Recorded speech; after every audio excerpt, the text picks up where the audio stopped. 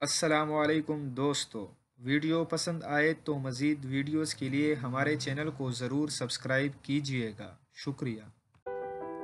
وزیراعظم عمران خان نے سعودی ولی عہد محمد بن سلمان سے خصوصی درخواست کی ہے کہ وہ حاجیوں کے لیے امیگریشن کو آسان بنائے اور سعودی عرب میں کام کرنے والے مزدوروں اور پاکستانی قیدیوں کے معاملے کو دیکھے۔ وزیر اعظم ہاؤس میں معاہدوں پر دستخط کرنے کی تقریب کے دوران وزیر اعظم عمران خان نے سعودی ولی عہد محمد بن سلمان سے دو درخواستیں کی۔ وزیر اعظم نے کہا کہ لوگ ساری زندگی ایک ایک پیسہ اکٹھا کرتے ہیں تاکہ وہ حج پر کے لیے جا سکے۔ میری آپ سے درخواست ہے کہ ان کے لیے امیگریشن کا معاملہ آسان بنائے۔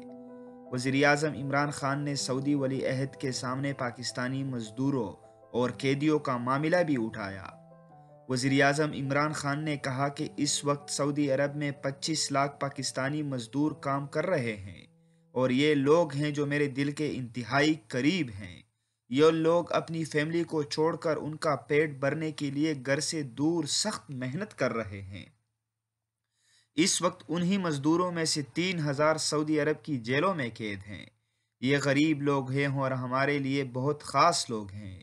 ان کے معاملے پر آپ سے خصوصی درخواست کرتے ہیں کہ انہیں اپنے لوگوں کی طرح سمجھے اور دیکھے۔ وزیر اعظم عمران خان کی جانب سے پاکستانیوں کو معاملہ اٹھائے جانے پر سعودی ولی عہد نے انتہائی مثبت جواب دیا اور عمران خان کو مخاطب کر کے کہا، آپ مجھے سعودی عرب میں پاکستان کا سفیر سمجھے، اس معاملے میں جو بھی کر سکیں وہ ہم کریں گے آپ کے لیے۔